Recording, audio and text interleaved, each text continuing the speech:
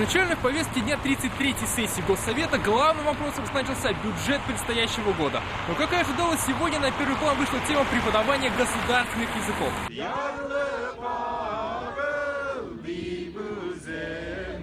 Еще до начала заседания у здания парламента активисты устроили флешмоб, где всем депутатам раздавали татарскую азбуку алифба. Сами парламентарии уже в начале сессии также повернули разговор к теме языков. Напомнили о принятой вчера в республике резолюции и высказали ряд острых вопросов. 25 директоров школ с огромной тревогой рассказали о том, что до 22 часов ночи им звонят из прокуратуры, не только предупреждают, но и пугают административными и даже уголовными делами. Мы 2 месяца находимся самостоятельно наедине с этой проблемой.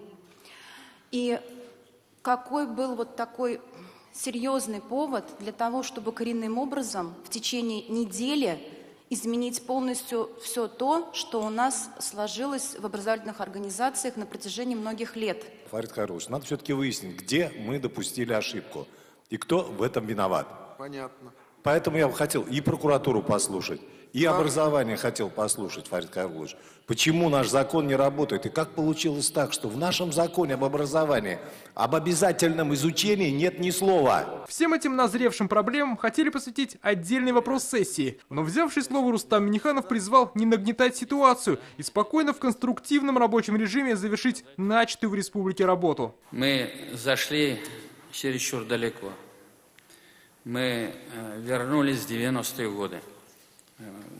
Как можно было сделать так, чтобы общество разделить, когда у нас никаких вопросов по межнациональным отношениям не было. Русский, татарин. Работа над этим вопросом, и не надо ее политизировать. Она чересчур уже вышла за пределы. Сейчас уже, значит, оппозиционные структуры пытаются быть сторонниками татарского языка, чтобы был раздрай между русскими и татарами. Разве это можно позволить у нас? Значит, я обращаюсь, Ильдус Саидович, к вам, как прокурору республики. Ведь, по большому счету, я вам говорил, если у вас есть претензии, обращайтесь ко мне, вот, привлекайте меня, привлекайте Мухаммедшин. Но зачем директоров школ терроризировать? И если вы дали предписание, ну зачем? Это же наши люди. По поводу притязаний прокуроров к директорам школ у Рустама Минниханова возникло много замечаний к Илдусу Нафикову. Я обращался и к прокурору Ильдус Саидовичу вам, я обращался и к генеральному прокурору, что нам нужно время, чтобы мы с Министерством образования Российской Федерации эту работу могли довести до конца, объяснить людям. Но, к сожалению, я очень сожалею, что здесь виноватыми оказались директора школ, и я считаю, что это совершенно неправильно. Здесь вы должны подсказать тем руководителям, которые в районных городах, значит, они должны соблюдать этикет. К директорам школ так относиться нельзя. Директора школ – это интеллектуальный потенциал нашей республики. Рустам Минниханов добавил, что сейчас в республике создана рабочая группа и ведется конструктивный диалог с Министерством образования страны. Принципиальная же позиция – государственный язык добровольным быть не может. Это мировая практика. Но как может быть государственный язык добровольным? Это нигде в мире такого нет. Если есть это в мире, покажите. Мы же не оспариваем количество русского языка. Сегодня вот кому интересно расшатать стабильность, значит, это же не только Татарстана касается. Поэтому нам надо выдержанно вот этот путь завершить до конца.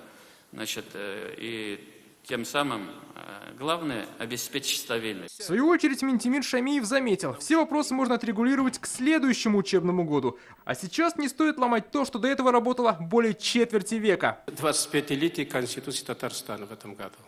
На будущий год 25-летие Конституции Российской Федерации. В той и Российской Конституции, и Татарстанской Конституции безупречно написаны соответствующие статьи. Мы, соблюдая эти статьи, 25 лет работали. Какая необходимость в течение учебного года наскоком, я не знаю, какие мотивы, даже не вникая в них, это аморально. значит, покушаться сейчас, как говорится, на весь воспитательный, учебно-воспитательный процесс.